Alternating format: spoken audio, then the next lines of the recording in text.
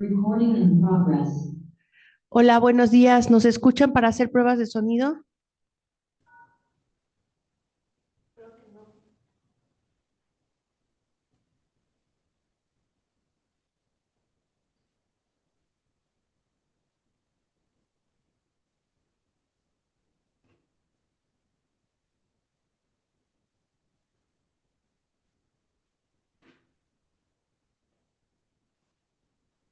Hola, hola, hola, hola.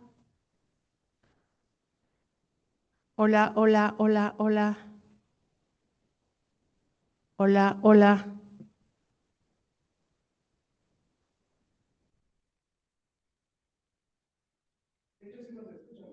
¿Y por qué no contestan? Sí, en la transmisión sí nos escuchan ya bien. A ver, solo estamos haciendo pruebas de sonido porque tuvimos problemas en la sesión pasada.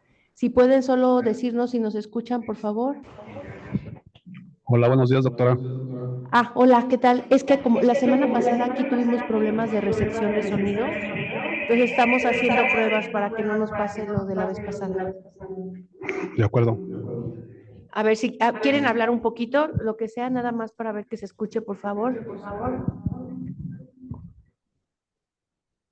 Hola. Hola. Ok, perfecto, gracias.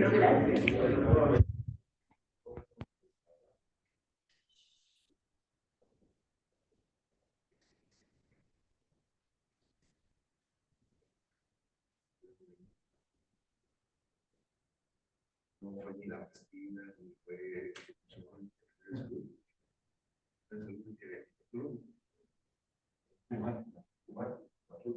con ellos.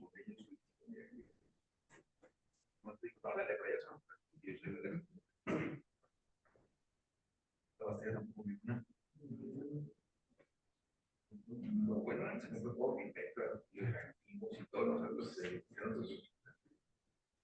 primer lugar de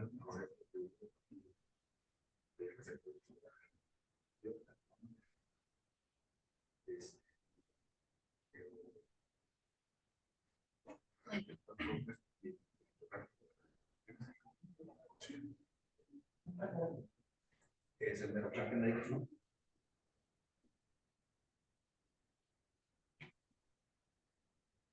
Sí, le hicieron un favor.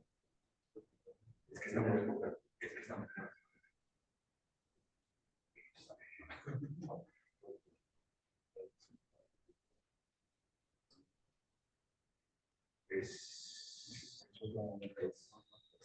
es increíble lo que hay que hacer.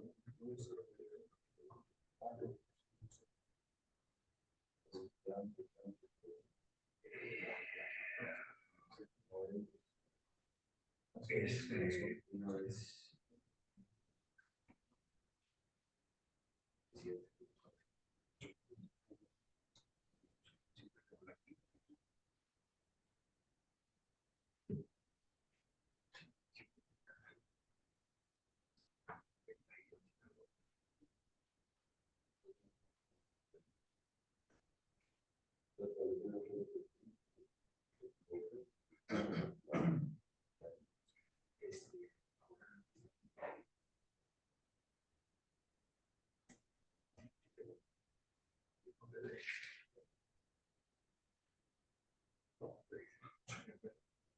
Pero ahora que lo bien después de eso es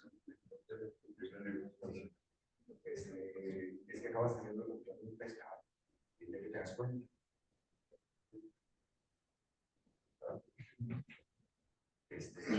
Antes no se usaba.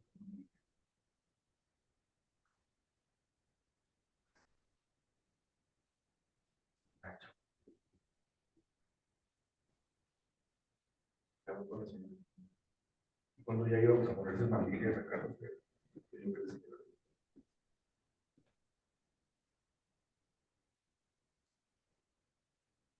pues ante el rotundo fracaso del nuevo horario.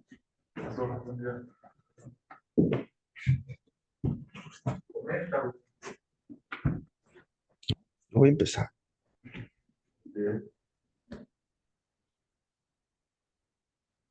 Cuando sucede esto, hay que hacer las cosas tan bien que los que no vinieron digan, ay, va otra vez. No, pues, quizá, era la siguiente. No, pues, ni cómo ayudarte.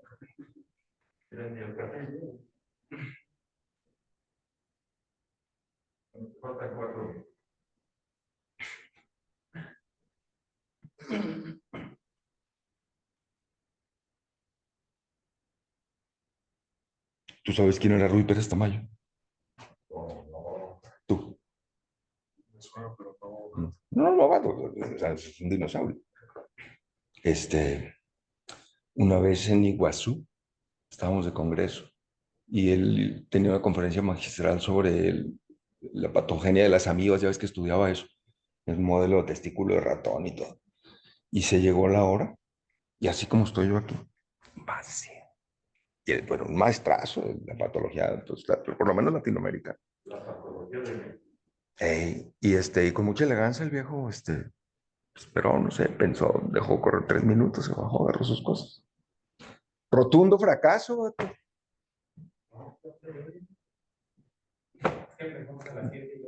Pero pues alguien se tiene que hacer responsable de esto. ¿Cancelamos o le seguimos así en el ridículo absoluto de la soledad?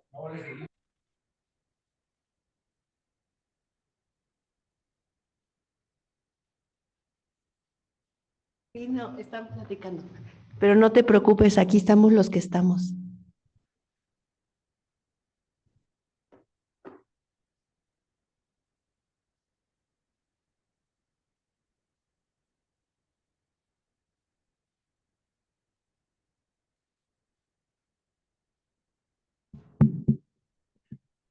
No te oímos.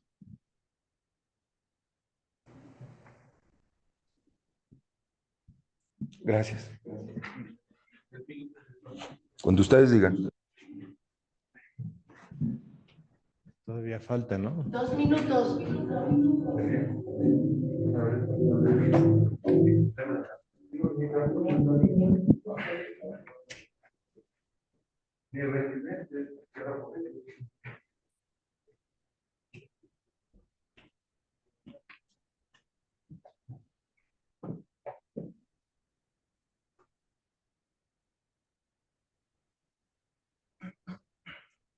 Si no llegan al mismo.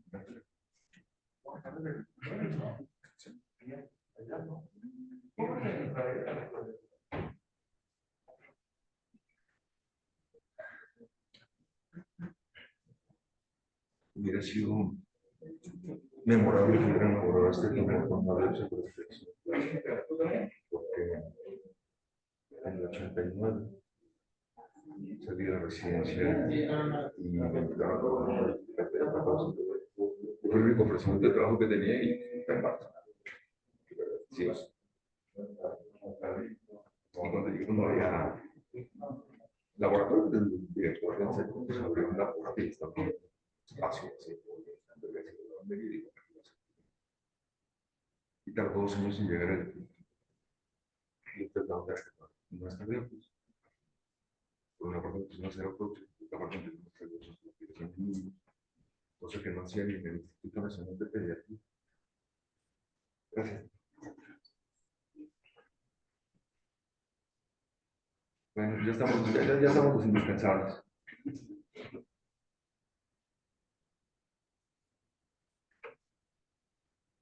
Ya llegamos.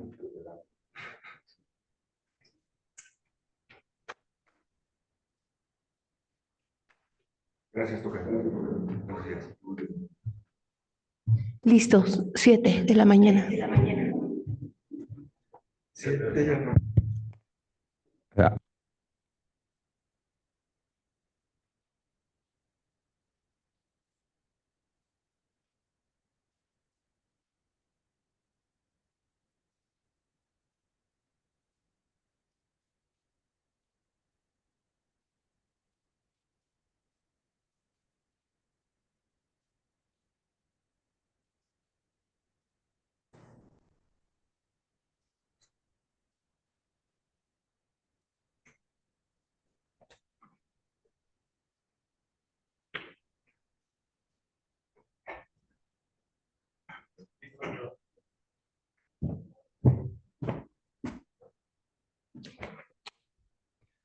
Muchas gracias, buenos días. Sean todos bienvenidos a nuestra sesión clínico-patológica mensual. Comentábamos hace un momento que Es increíble cómo, a pesar de que pasan los años, nunca deja uno de aprender con los casos que se presentan al hospital. Uno puede decir que, yo siempre les digo que en este hospital no se ve mucho de nada, pero se ve poquito de casi todo. Y este es un ejemplo de que nunca termina uno de aprender. Agradecemos al doctor Díaz Machorro y al doctor Shalkov la gentileza de permitirnos presentar este caso. Y es también una muestra de eso que dice el doctor Ruiz Esperno, que este es el juego. El juego es el mismo, pero la pelota va más rápido. Agradecemos también a los muchachos que entusiastamente participaron en la confección de esta sesión. Y sin más preámbulos, le damos la palabra a la doctora Ana para que nos presente el caso.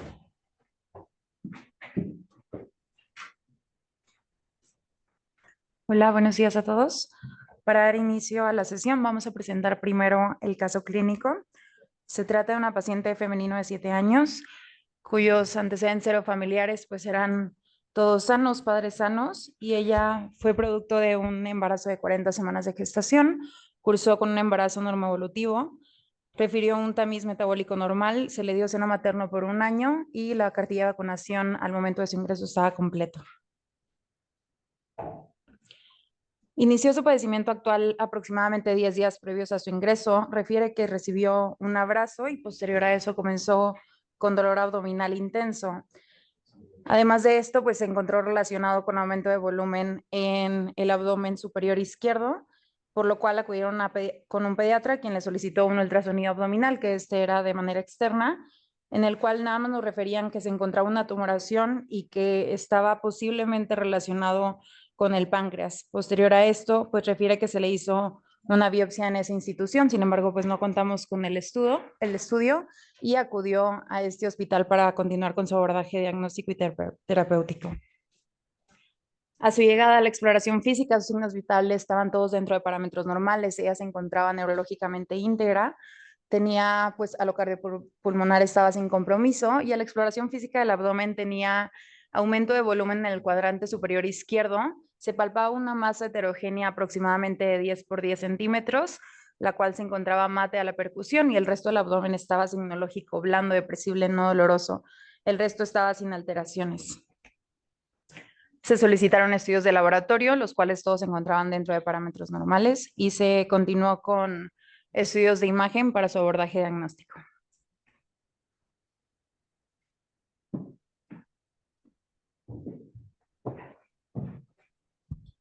Bueno, buen día. Se refiere al departamento de imagen, donde se toma una tomografía de tórax y abdomen. En el tórax no hubo ningún hallazgo relevante. En el abdomen tenemos estas imágenes en corte axial. Fue el hallazgo más relevante. Tenemos la fase simple, fase arterial y fase venosa en la parte de abajo. ¿Me escuchan? Muy bien. El hallazgo fue una imagen ovalada de aspecto sólido, bordes circunscritos, localizada en el cuerpo y en la cola del páncreas. A la administración de medio de contraste vemos un realce heterogéneo a expensas de zonas hipodensas que corresponden a zonas de necrosis. Su relación con las estructuras vasculares es que las desplaza, no las invade y los ganglios linfáticos conservan su morfología. Aquí tenemos unas imágenes obtenidas con energía dual. Estas imágenes se adquieren con 2 espectros de energía diferente, un espectro bajo y un espectro alto. Lo que se hace es que se obtiene la atenuación de los elementos. Sí. De los elementos con número atómico alto, expuestos a dosis bajas de kilovoltaje, obteniendo a la izquierda un mapa de grasa. Vemos aquí esta gráfica en rojo. Vamos a ver las partes que estén con más grasa y en azul las partes que no tengan grasa. Entonces, esto nos indica que el tumor tiene un gran componente o un componente graso. A la derecha tenemos un mapa de yodo. Igual tenemos una gráfica. Entre más claro esté el color rojo, quiere decir que hay más componente de yodo. Entonces, trasladándolo a la imagen, vemos que el tumor tiene un componente de yodo central y un poco periférico. ¿Esto qué nos indica? Pues la vascularidad de este tumor. Ahora, con estos hallazgos y con la edad de la paciente, podemos sacar estos dos principales diagnósticos diferenciales. El primero, el pancreatobastoma, se presenta en pacientes pediátricos, 4 a 5 años de edad por lo general. Es una masa asintomática, empieza a causar síntomas por efecto de masa. En los hallazgos por imagen es una masa heterogénea con realce igual heterogéneo y septal, que justo es lo que está señalando la flecha amarilla, un septo que realza. Y el segundo diagnóstico diferencial sería un tumor sólido pseudopapilar. Este se suele presentar en pacientes de 20 a 30 años. Igual es una masa de crecimiento lento que su aspecto es heterogéneo a expensas de zonas necrosadas o quísticas. Su relación con las estructuras, más que tender a invadirlas, las tiende a desplazar por su potencial de baja malignidad. Ahora, voy a hablar en general cómo abordar una masa pancreática. El estudio que se necesita y el de primera elección es una tomografía en fase simple, fase arterial y fase venosa. Vamos a evaluar distintos aspectos en las diferentes fases. En la fase arterial, lo que se evalúa más que nada es el parénquima pancreático y los vasos arteriales. Esas son las imágenes A y B. Podemos ver cómo el parénquima pancreático realza y las estructuras arteriales también realzan. En la C y D tenemos la segunda fase, que es la fase venosa. Podemos ver un realce más ávido del hígado y un realce menos ávido del parénquima pancreático. Esta fase nos sirve principalmente para evaluar metástasis hepáticas. Aquí el hallazgo en las imágenes B y D vemos una masa hipovascular en el cuerpo del páncreas que correspondía a un adenocarcinoma. Después de obtener las imágenes, pues obviamente vamos a realizar un reporte bien estructurado, donde tenemos que hacer una descripción del tumor primario, su relación con los vasos peripancreáticos, la afectación a órganos adyacentes, si afecta a los ganglios, metástasis, y después de todo esto vamos a determinar los criterios de resecabilidad del tumor. Entonces, bueno, a grandes rasgos, los vasos a evaluar son la arteria mesentérica superior, el tronco celíaco, la arteria hepática común, la vena porta y la vena mesentérica superior, tanto sus variantes arteriales. Vamos a evaluar si rodea el vaso en menos de 180 grados o más de 180 grados, si estrecha el vaso de manera focal o hace irregular el contorno, y si hay oclusión o trombosis de alguno de estos vasos. En cuanto a las estructuras adyacentes, pues solamente se menciona si hay un órgano afectado o no, si hay ganglios linfáticos de sospecha, lesiones hepáticas, nódulos peritoneales y ascitis. Después de reportar todos estos hallazgos, pues vamos a, como ya lo dije, a determinar si es resecable o no resecable. Los criterios de resecabilidad, a grandes rasgos, son que no haya ganglios linfáticos fuera del área quirúrgica sospechosos, que no haya contacto arterial, que no haya metástasis. Y los criterios de no resecabilidad, pues todo lo contrario, que ya haya metástasis, que haya adenopatías fuera del campo quirúrgico, que rodee estructuras arteriales en más de 180 grados. Y hay un estadio que es como borderline, que es rodear estructuras venosas, que rodee la arteria hepática común en más de 180 grados, pero sin llegar a la primera rama. Entonces, bueno, esto no está tan bien descrito, más que nada es ya pues a criterio del cirujano. Si no es totalmente irresecable, pues podría entrar en borderline y ya depende del equipo quirúrgico el abordaje que se le va a dar. Muchas gracias.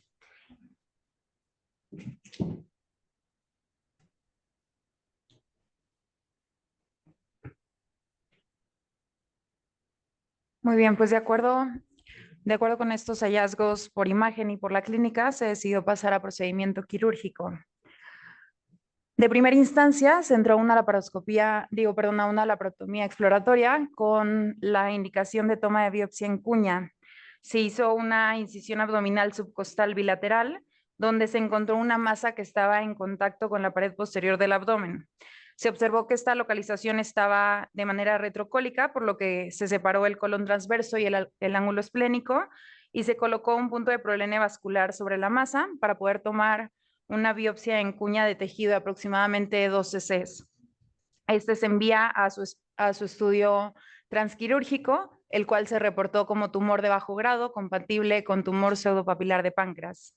Sin embargo, pues al momento de la toma de esta biopsia en cuña, pues presentó sangrado el sitio del tumor, por lo cual pues se aplicó hemostático y puntos para lograr controlar pues el sangrado. Sin embargo, pues no se pudo controlar de manera adecuada, por lo que pues se decidió disecar hasta localizar el sitio del sangrado.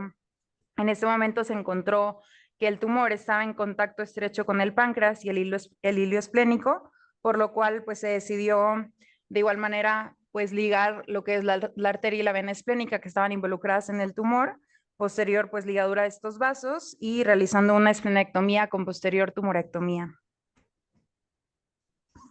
Aquí podemos ver la pieza quirúrgica, que al final este fue el tumor que se resecó, que pues lo podemos comparar con el estudio de imagen que veíamos previamente.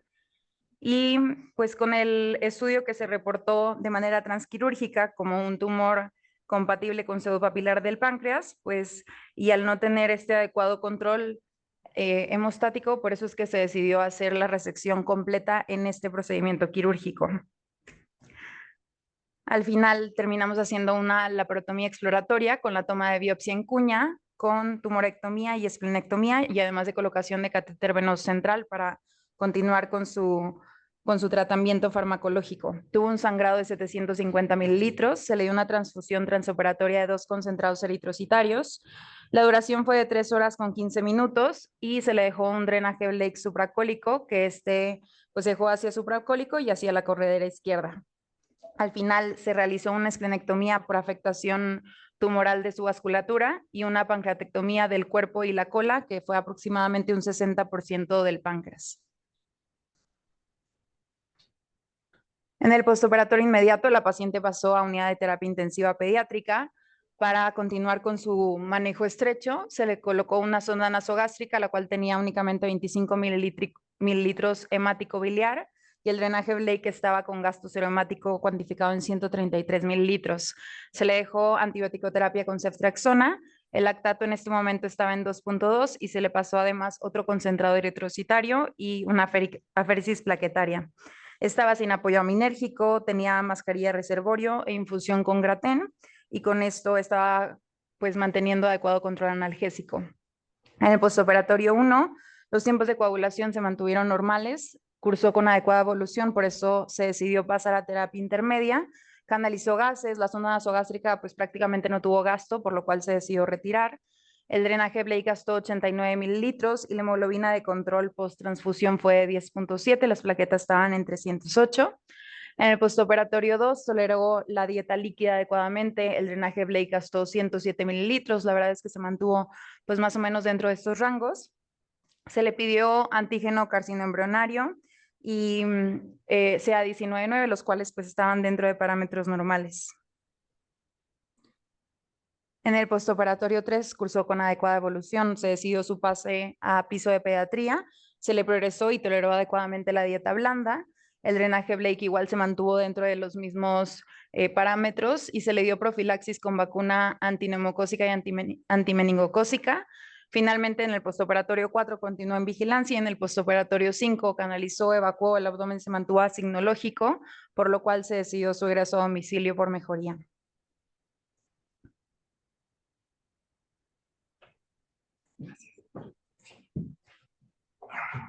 Muchísimas gracias.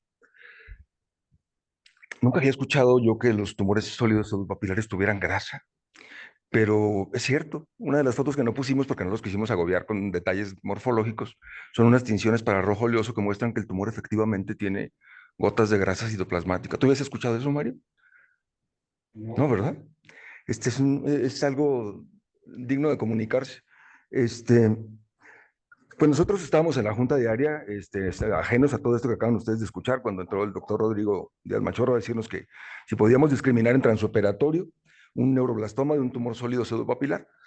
Yo nunca había escuchado que este tumor afectara a los niños. Ahorita con mucha naturalidad todo el mundo se va para arriba y decir, no, pues el diagnóstico diferencial. Este tumor se describió por primera vez para los textos en el libro de Rosay de 1989 que se editó cuando yo estaba saliendo de la residencia. Y era aún así la mega novedad. En nutrición empezaron a llegar los primeros casos, los macrófagos eran un criterio de diagnóstico muy importante, y el tumor se volvió súbitamente muy famoso. Ahorita Sergio nos va a hacer una recapitulación histórica al respecto. No sé si en este momento quieres comentar algo, Rodrigo. Tú, nunca había yo trabajado un páncreas de niño. Carlos Fernández del Castillo hace una revisión de la literatura respecto a la historia de la cirugía de Whipple y dice que hay un Whipple en una niña de 6 meses por necidioblastosis, pero nunca había oído yo de una cirugía pancreática. Ahí está el micro. Por favor, el cirujano del doctor Díaz Machor. Hola, pues sí, no son tan infrecuentes los tumores de páncreas en niños. Por ejemplo, en pediatría acabo de operar uno en junio de una niña también con un tumor cerebropapilar, pero ese fue metastásico, que es aún más raro, solamente el 12% son metastásicos. Estos tumores se consideran como sarcomas de bajo grado, porque tienen un crecimiento lento, a veces los dispara, y en general son agresivos, pero no son como un sarcoma de alto grado que respondan a quimioterapia o radioterapia. Mi duda del neuroblastoma era que esta paciente la recibimos en el programa de tumores y a mí me la presentaron en un martes por un Zoom y vimos la tomografía y la presentaron en un hospital de Montezuma, la presentaron como un neuroblastoma con unas imágenes muy buenas. Entonces la paciente yo la cité un lunes o martes y yo la cité otro día. Y Jaime y yo, Jaime Shalkov y yo, cuando vimos la tomografía, vimos que el tumor partía el páncreas a la mitad, pero no podíamos determinar, y en ese momento en rayos X no nos pudieron determinar, digo, estamos hablando de que la niña ya estaba yéndose a quirófano, no pudimos determinar si el tumor estaba empujando al páncreas o estaba abriendo al páncreas. Cuando empezamos a disecar, como bien lo determinaron, dijimos, no, este es un tumor pseudopapilar, porque ya habíamos visto uno, pero partía el páncreas a la mitad. Por eso es que tienen la cola del páncreas aparte y el tumor aparte. Pero bueno, me hubiese gustado como planear no biopsiarlo antes, pero pues así fue como sucedió. A mí me hubiera encantado, les decía aquí a los muchachos, que le hubieran hecho una biopsia por aspiración, porque pues en su momento la experiencia que tuvimos en el pediátrico de Sinaloa incluso fue antes que la del Nacional de Pediatría, ¿no? Y lo hicimos porque no teníamos con qué trabajar, no porque fuéramos muy productivos. Y Sergio les va a presentar un caso como el que tú dices, metastásico. Efectivamente la paciente está bien, pero a ver, por favor. Gracias. Bueno, buenos días. Como ya lo estuvo platicando el doctor, nosotros recibimos, nos mandaron esta pieza de una paciente de 7 años con tumor en cuerpo del páncreas. Vamos a hablar un poquito sobre las neoplasias pancreáticas en población pediátrica. Si bien estas pueden presentarse también algunas que vemos en adultos, como los carcinomas acinares o ductales, incluso neuroendocrinos, pero bueno, en población pediátrica, pues los más frecuentes serían el pancreatoblastoma y dentro de lo, pues, inusual, la neoplasia sólida pseudopapilar. Esta neoplasia, bueno, a pesar de que la edad media al diagnóstico, según esta fuente, es de 13 a 14 años, es un tumor que tiene un rango de edad muy amplio porque, bueno, la OMS de hecho nos refiere que se han diagnosticado desde los 7 hasta los 71 años de edad, predominantemente en mujeres. Como podemos ver aquí, la tasa de supervivencia pues es mayor al 95% a 10 años, es decir, a pesar de ser una neoplasia maligna, pues es de buen pronóstico, pero es de un comportamiento incierto, ya lo iremos desarrollando más adelante. Y pues bueno, de hecho la OMS lo clasifica dentro de las neoplasias malignas del páncreas. Lo que nosotros recibimos en transoperatorio pues fue esta biopsia en cuña que mencionan. Nosotros en transoperatorio podemos hacer pues 2 técnicas básicas que son la impronta, la citología por impronta y el corte congelado. Lo que menciona el doctor Vaquera sobre que nos hubiera gustado una biopsia por aspiración previa, pues es básicamente esto, porque como pueden ver, en la citología por impronta podemos observar pues mejor las características de pues que está haciendo esta neoplasia, que son estas proyecciones arborescentes, tienen un aspecto pues que puede parecer papilar, es una muestra muy celular, entonces eso quiere decir que pues bueno, teníamos material abundante, pero en el corte congelado en realidad pues podemos observar esta hemorragia muy extensa y en realidad las células tumorales pues son estas que podemos ver aquí arriba prácticamente. Entonces, muchas veces la citología es de mayor utilidad que el corte congelado, pero pues bueno, este estudio transoperatorio se reportó como positivo para neoplasia y posteriormente recibimos en el laboratorio un producto de pancreatectomía distal, es decir, un tumor de cuerpo y cola de páncreas y como adicional cola de páncreas y vaso que iremos viendo más adelante. Ahora, bueno, esta es la misma foto que nos mostró la doctora Ana hace un momento, pero bueno, esta es la pieza ya fijada en formol. Como pueden ver, es un espécimen pues, de forma ovoide, la superficie es heterogénea, tiene áreas lisas, algunas con restos de tejido fibroconectivo e incluso parénquima pancreático residual. Esta pieza midió 11.5 por 9 por 6 centímetros, es decir, pues bueno, a pesar de lo aparatoso que se puede ver en la tomografía, pues ya en vivo era relativamente pequeño. Pero bueno, nosotros al recibir una pieza como esta y ser una entidad tan poco frecuente, tenemos que pensar muy bien cómo es que lo vamos a trabajar. Entonces, lo que se hizo o lo que se planeó en este momento, pues fue cómo vamos a sacar el corte para poder obtener la la mejor calidad en los cortes y poder realizar un diagnóstico adecuado. Entonces, bueno, esta pieza se infiltró con formol primero para que mantuviera las características, pues bueno, digamos, más cercanas al tejido en fresco. Una vez fijado en formol, se realizó un corte, como podemos ver aquí. Pues bueno, este es la superficie al corte. Podemos observar que el tumor pues efectivamente tiene áreas sólidas de aspecto carnoso y en esta parte pues podemos ver cómo el tejido empieza como a desmoronarse. Esta área pues bueno es una parte que estaba muy hemorrágica y pues bueno, esto como lo veremos más adelante, pues es relativamente frecuente en este tipo de tumores, a pesar de que, bueno, por imagen no, pues no son tumores tan vascularizados como en otro tipo de neoplasias. A nosotros, pues bueno, parte de la citología y la citoarquitectura del tumor, pues es la formación de vasos y por eso es que tiene el aspecto pseudopapilar, como lo vamos a ver en estos cortes teñidos con hematoxilina y eosina. Eh, como bien lo dice el nombre del tumor, pues están formando una arquitectura sólida en áreas. Eh, esta neoplasia pues forma láminas de células que, perdón, en algún momento comienzan a desprenderse. También podemos observar algún patrón pseudoacinar o algunas veces en rosetas, digo en pseudorosetas, que es básicamente las células neoplásicas rodeando pues vasos de la neoplasia y hay que recalcar y es muy importante hacer mención de que, pues bueno, estas células en algún momento empiezan a desprenderse entre sí. Eso tiene una explicación molecular que veremos más adelante.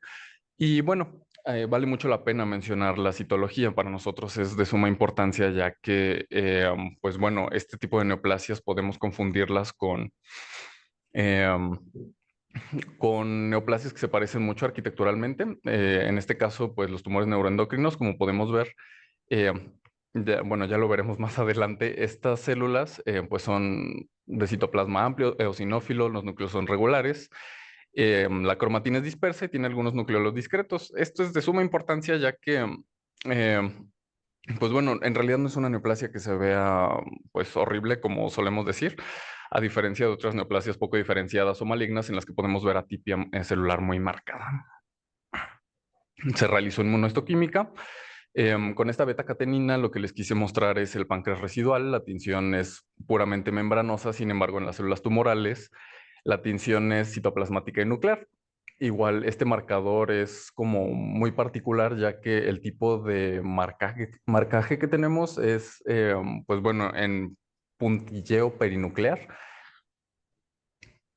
Posteriormente, y haciendo énfasis en el diferencial, hicimos cromogranina y sinaptofisina, como todos sabemos aquí, pues estos son marcadores para tumores neuroendocrinos.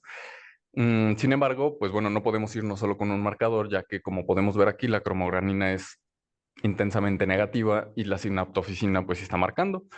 Otra cosa interesante es la racemasa. Este es un marcador que, pues, hasta donde sabíamos antes de hacer esta sesión, solo, bueno, era de mucha utilidad en adenocarcinoma de próstata.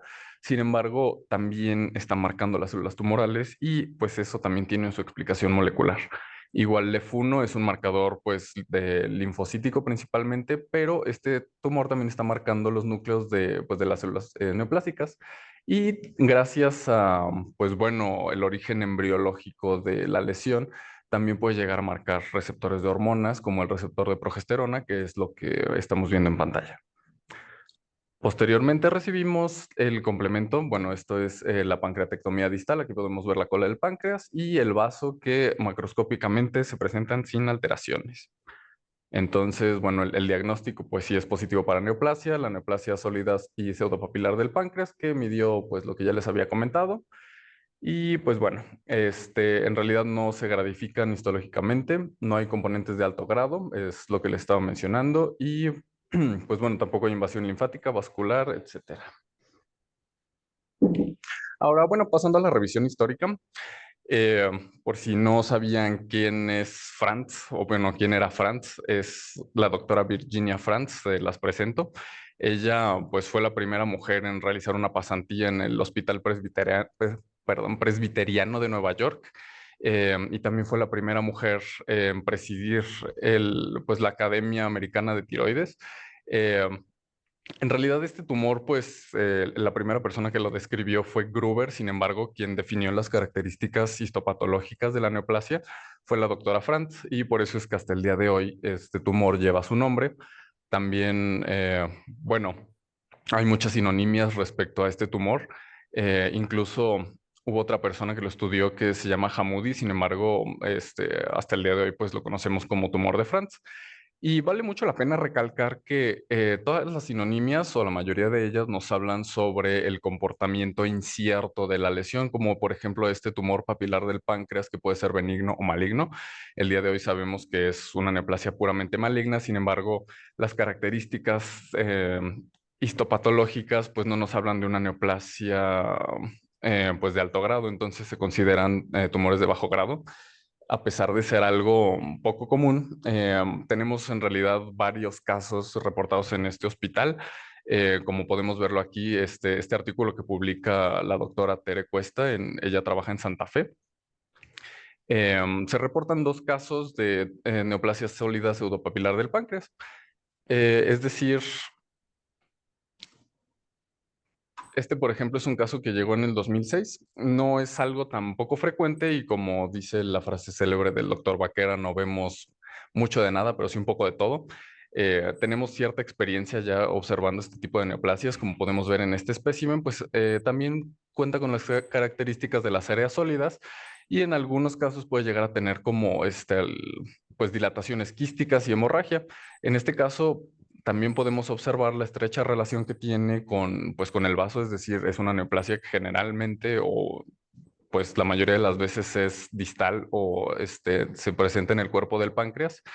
Y pues bueno, espécimen lo tenemos en el laboratorio por si gustan ir a verlo con más detenimiento. Y el caso más impresionante que nos llegó sobre, pues bueno, este tipo de neoplasias fue en el 2017, era de una paciente de 24 años. Ella, pues bueno, se presentó sana toda su vida hasta el inicio de su padecimiento, en el que, pues bueno, inicia súbitamente con dolor abdominal. Posteriormente, pues recibe abordaje, se le hace un estudio de imagen y podemos observar pues un tumor de las mismas características que ya hemos estado mencionando previamente. Sin embargo, también se identifican metástasis hepáticas, pulmonares, etcétera. En esta imagen pues solo les pongo la tomografía abdominal para que pues bueno vean ejemplificadas estas lesiones. La pieza que llegó pues fue este producto de pancreatectomía distal con esplenectomía. Como ya lo mencioné, observamos la estrecha relación con el vaso. Aquí observamos el vaso, tejido adiposo, muy vascularizado también. Y esta es la neoplasia, que pues es una neoplasia sólida de superficie lisa, en la que al corte pues también podemos observar las mismas características sólidas de aspecto carnoso que ya hemos estado mencionando. Sin embargo, pues bueno, en los cortes histológicos y al trabajar la pieza, nos dimos cuenta de que pues bueno, este tumor estaba invadiendo también los vasos, como podemos observarlo aquí con esta tinción de tricrómico de Masson. Esta es la pared del vaso sanguíneo y lo que observamos aquí es el trombo tumoral, es decir, es una neoplasia que pues puede invadir, se disemina y genera metástasis. Esta es la hepatectomía de la paciente con la metástasis. Podemos observar en el parénquima hepático este nódulo sólido que, como podemos verlo en estos montajes submacroscópicos, está en estrecha relación con la vascularidad del hígado. Y pues bueno, esto es lo que les estaba mencionando sobre el patrón de pseudorosetas. Aquí podemos observar pues el vasito sanguíneo y las células tumorales alrededor de él.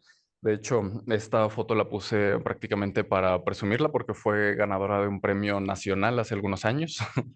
Y pues bueno, hablando sobre dificultades diagnósticas, lo mencioné hace un rato, los tumores neuroendocrinos y metástasis en páncreas de otras neoplasias papilares que son poco frecuentes.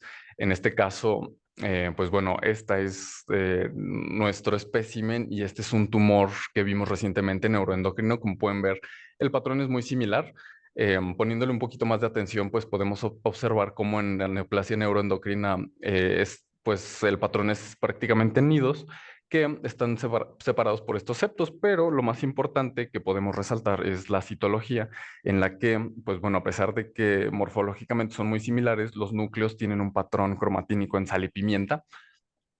Entonces, esto nos hará sospechar que se trata más bien de un tumor neuroendocrino y no de una neoplasia sólida pseudopapilar del páncreas. Y en este caso, pues bueno, es muy inusual. Existe una variante muy rara de carcinoma papilar de tiroides que eh, pues bueno, suele generar metástasis hacia vértebras y páncreas, pero lo más importante de esta neoplasia es que no tiene las características nucleares típicas de un carcinoma papilar de tiroides. O sea, eh, esta neoplasia se dispone, bueno, forma células columnares que se parecen mucho a las que estamos observando en nuestro caso y además hace un patrón arquitectural en papilas, lo que, pues bueno, puede dificultar el diagnóstico al encontrarse metástasis pancreáticas de este. Lo que nos ayuda es, pues, la inmunohistoquímica básicamente para hacer el diferencial. Y bueno, eso es todo. Muchas gracias.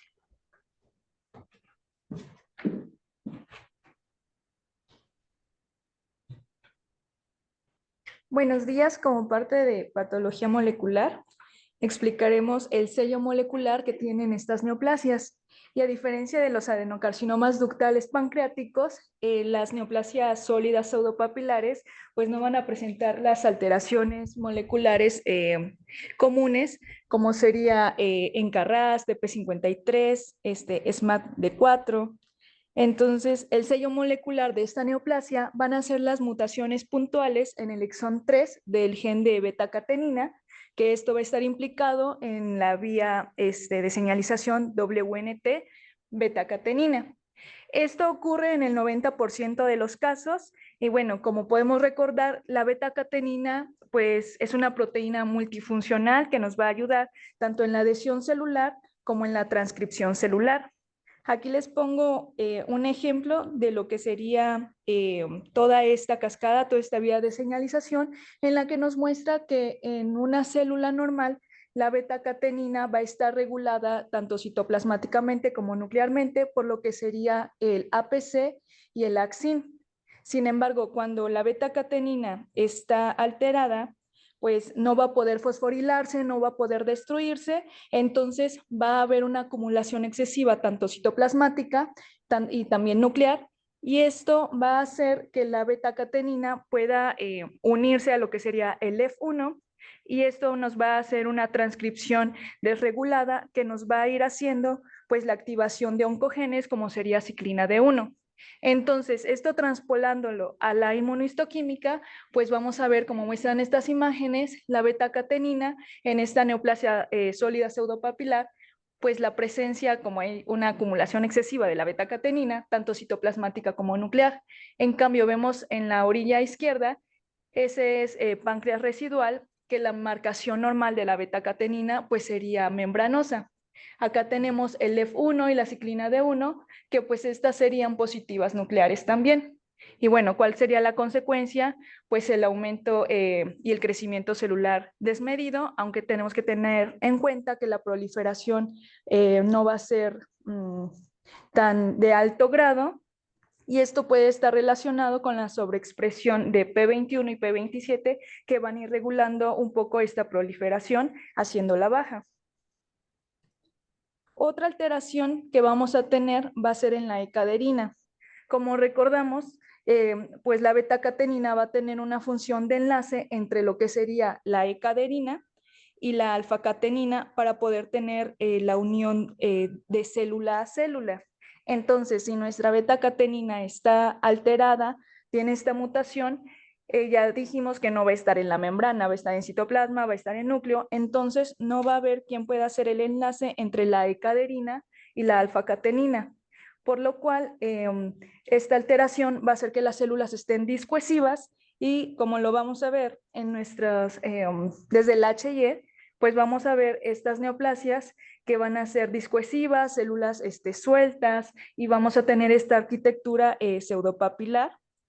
Y bueno, como ya dijimos, pues va a tener una pérdida de la cohesión celular y nuestra inmunohistoquímica para la ecaderina pues va a ser negativa y en algunos casos se puede ver nuclear, pero su tinción normal pues sería membranosa. Otras vías moleculares que se pueden alterar también es la vía de Hedgehog, que tiene proteínas afectadas como la SIG2, el GLI2, GLI3, y en la función normal pues va a ir regulando el crecimiento de la célula y la diferenciación. En cambio, cuando está alterada en las neoplasias sólidas pseudopapilares, pues va a haber un aumento en esta señalización y pues esto interactuando con la vía WNT y betacatenina, pues va a ser un potenciador de la interacción con esta vía. También otra vía que tenemos es la vía de Notch, y aquí vamos a tener que activa los genes de GI1, GI2, el Notch2, y en su función normal pues va a participar también en la diferenciación y en la comunicación de las células, y cuando esta está alterada en estas neoplasias pues va a haber un aumento en la actividad de esta, y pues esto puede ser un resultado de la activación también de la vía WNT betacatenina. Como ya nos mencionaba Sergio, también vamos a tener alteraciones en los receptores moleculares y traspolándolo a la inmunohistoquímica vamos a ver los sobreexpresados, tanto los andrógenos como la progesterona, y la hipótesis, por ejemplo, de la progesterona va a ser una posible relación con el origen embriológico de las células cercanas a las crestas genitales. En cambio, en los andrógenos, con este aumento de expresión, pues la función que estos tienen van a ser la regulación del ciclo celular y va a ir potenciando la actividad de la betacatenina. Relacionándolo con otros tumores, pues estos van a ser similares los mecanismos que observamos también en los carcinomas de próstata. Como marcadores diagnósticos mediante inmunohistoquímica tenemos el Ki67, que como recordamos va a ser un indicador de la proliferación celular. Y en estas neoplasias tiende a ser menor del 2%. Sin embargo, cuando tenemos un índice superado del 4 o del 5%, es porque tenemos un mayor riesgo de recurrencias. Otros factores moleculares que vamos a tener alterados van a ser el axin, la glutamin sintetasa. La glutamin sintetasa va a estar sobreexpresada y esta va a tener también, como vemos acá, una fuerte marcación citoplasmática si lo comparamos con la misma marcación citoplasmática que vemos en las células exócrinas y en las células ductales, que va a ser pues una marcación más baja. En esta tabla nos están mostrando lo que sería mediante inmunohistoquímica el inmunofenotipo de las neoplasias sólidas pseudopapilares, haciendo un contraste con otras neoplasias de páncreas primarias, y vemos los marcadores que serían positivos y los marcadores que serían negativos. Aquí nos está mostrando que LEF1, racemasa, CD99 son exclusivas de las neoplasias sólidas pseudopapilares o no se han estudiado o verificado la negatividad en otras neoplasias primarias de páncreas. Y podemos ver la betacatenina, que sí puede tener una expresión rara en los tumores neuroendocrinos o un aproximado del 10% en los carcinomas de células acinares pancreáticos. Dentro de los marcadores negativos, con la explicación que acabamos de tener, la ecaderina la vamos a tener negativa. o nuclear únicamente en estas neoplasias sólidas pseudopapilares. En el resto de las neoplasias primarias no vamos a tener la pérdida, va a continuar presente. Y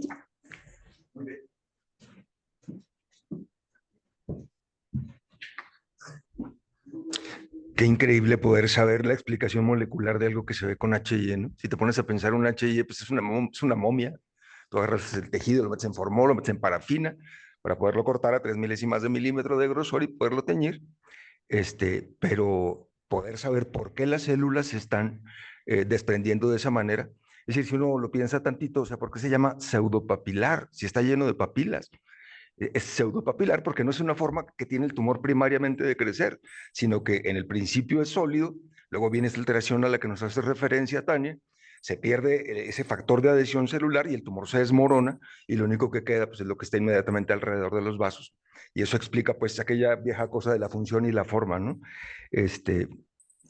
Los tumores que pierden ecaderina, el hecho de perder la molécula de adhesión celular le da un factor de invasividad al tumor, ¿no? Ya no tiene que estar relacionado con la célula de enseguida, se puede soltar e invadir. Por ejemplo, los carcinomas de células en anillo de sello gástricos o los carcinomas lobulares de la mama son tumores que pierden la expresión de caderina y por eso son tan bravos, ¿no? No sé si hay algún comentario en Santa Fe, antes, porque si no agarro el micrófono ya no lo suelto. En Santa Fe, ¿alguien tiene algún comentario? Doctor Jarabe, ¿está usted por allá? En la línea, Adiel, tenemos a alguien que quiera participar. Sí. Por favor. No, por aquí los residentes de pediatría presentan la sesión en línea. Entonces, no sé si tengan algún comentario los residentes a través del Zoom. Adelante si lo tienen. Fíjate cómo lo que es poco frecuente en un lado, me comenta el doctor Díaz Machorro, que en realidad no es tan infrecuente ver tumores pancreáticos en niños. Yo estudié patología de nutrición, donde se opera páncreas. Y bueno, pues desde hace 27 años trabajo aquí, donde se opera también páncreas. Y no, es más, nunca he visto un pancreatoblastoma. Lo he visto de seminario, pero que a mí me haya caído y yo lo estudio y todo lo demás. No, y son esas cosas que cualquiera dice, hombre, pues debe ser un pancreatoblastoma, pero de eso a tener de verdad la experiencia de haberlo visto.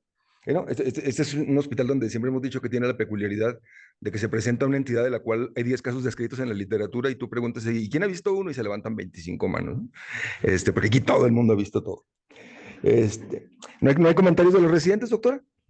En la línea, no sé si esté nadie. Bueno. Una diferencia, si se hubiera sido hecho una biopsia de aspiración, por aspiración, perdón. Pues no sé qué contesta el cirujano. ¿Hubiera sido alguna diferencia? ¿No? Lo que le comentaba hace un momento, no. La no hubiera sangrado tal vez.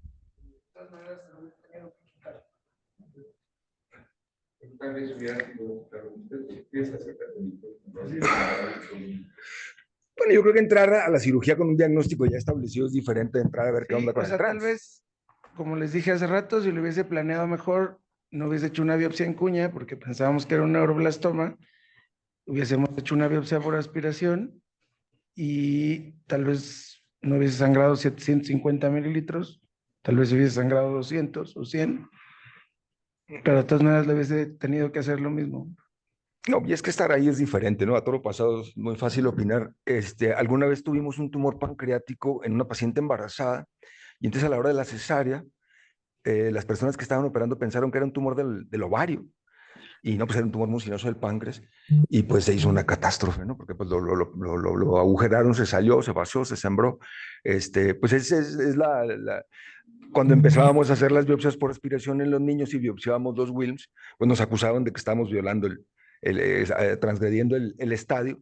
Y lo que veíamos que era, al día siguiente se hacía la operación, Víctor Abel les quitaba el riñón, y ahí mismo veíamos ahí pues el sitio de la punción. Efectivamente el tumor se sale después de la punción. Ahí lo que hacíamos pues era sacar la nefrectomía convencional, pero bueno, esa es materia de la sesión que sigue el próximo mes. Levantada la mano dos residentes en línea. Tienen la mano levantada. En línea, por favor. En el Zoom tiene la mano levantada a Nayeli Luna y después la doctora Daniela Schweid-Gerson. Adelante. Gracias. Hola, buenos días. ella me ayuda con los Soy la doctora residentes Nayeli en Santa Luna, Fe. estoy en patología en el área de Santa Fe. Bueno, mi comentario va en relación a la rareza de estos tumores. Yo tuve la fortuna de hacer la subespecialidad en patología pediátrica en el Hospital Infantil de México y muy sorpresivamente, uno de mis primeros tumores difíciles fue un tumor pseudopapilar de páncreas en una niña más o menos de 7 años, recuerdo. En este caso, el diagnóstico diferencial que se planteaba y con el que llegó fue de un pancreatoblastoma precisamente. Y bueno, pues esos años eran años en donde la biología molecular todavía no estaba tan avanzada y recuerdo que nosotros todavía utilizábamos la microscopía electrónica para poder evidenciar la diferencia ultraestructural entre esta neoplasia y un pancreatoblastoma o algún otro tumor de origen neuroendocrino. Entonces, creo que hablar sobre las características por HIE que podemos ver en estos tumores y saber que la batería de inmunohistoquímica que tenemos nos puede aportar mucho, o más bien es la que nos da el diagnóstico exacto de estos tumores, pues es muy importante. Yo también soy como una fiel asidua a que se le haga al menos una impronta, si es que ya llega el tumor en fresco, pero creo que hubiera sido muy interesante también ver una biopsia por punción. Muchas gracias por el caso, estuvo muy, muy interesante.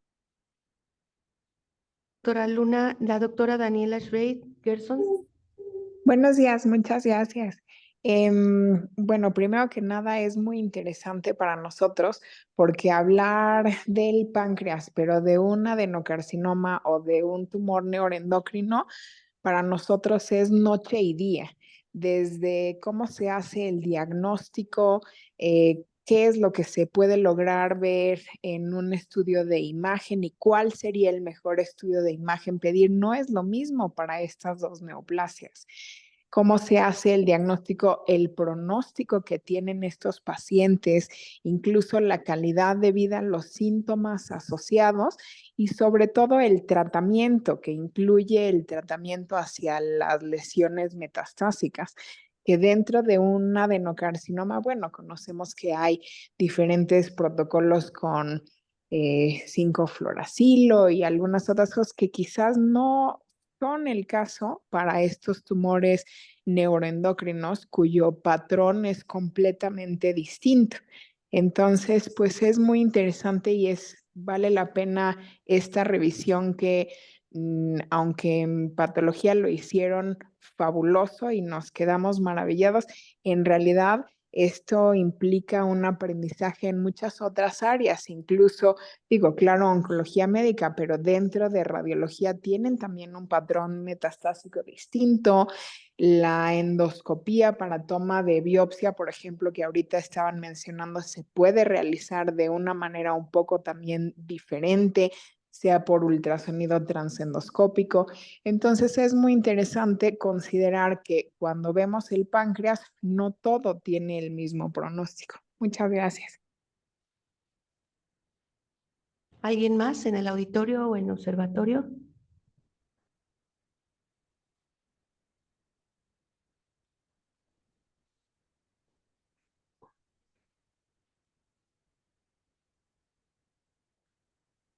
No se escucha.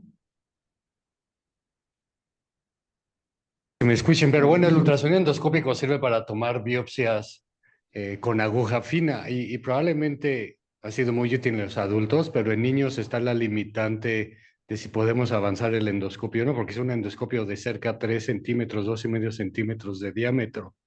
Entonces, en niños menores de 10, 12 años es muy difícil que pasemos el cricofaríngeo. Entonces, eso es la limitación que tenemos para aplicarlo en edades pediátricas. Hay ultrasonidos pediátricos, pero no tienen los canales para meter las agujas. Entonces, la gran limitante, probablemente en niños menores de 10 años, 12 años, que es donde sí se pueden hacer después de esa edad, es mucho más fácil. En casos como este, aunque se tiene la premisa de cualquier lesión que es resecable, se tiene que resecar en el páncreas, lo que dijeron es entrar con un diagnóstico previo puede evitar algunas decisiones o mejorar algunas decisiones durante la cirugía.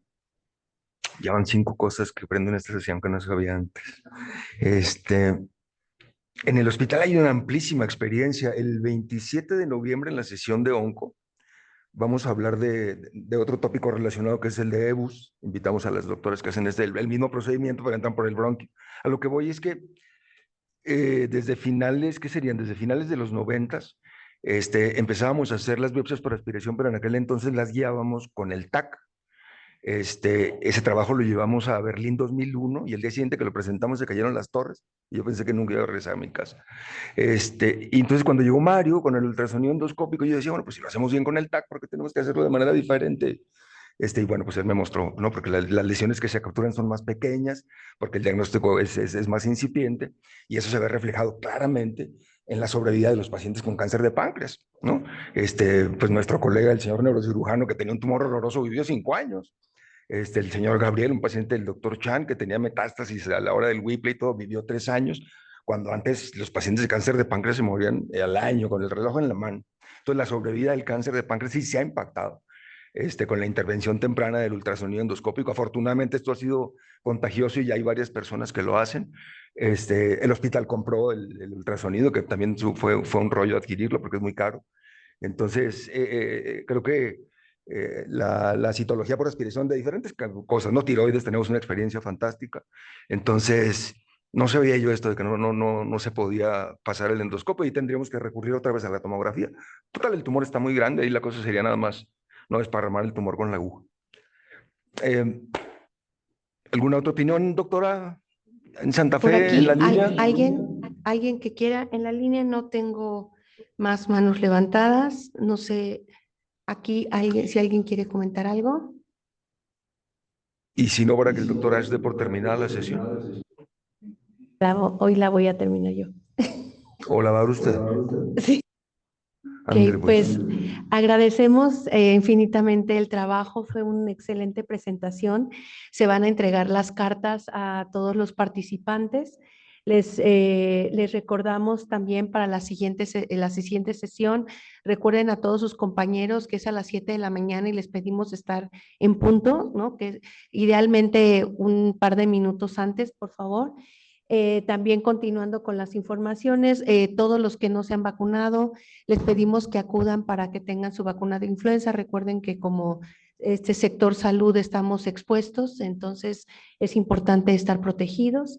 Recordar también el torneo de golf el próximo diciembre. Quien le guste jugar golf o quien quiera solamente presenciar, están cordialmente invitados.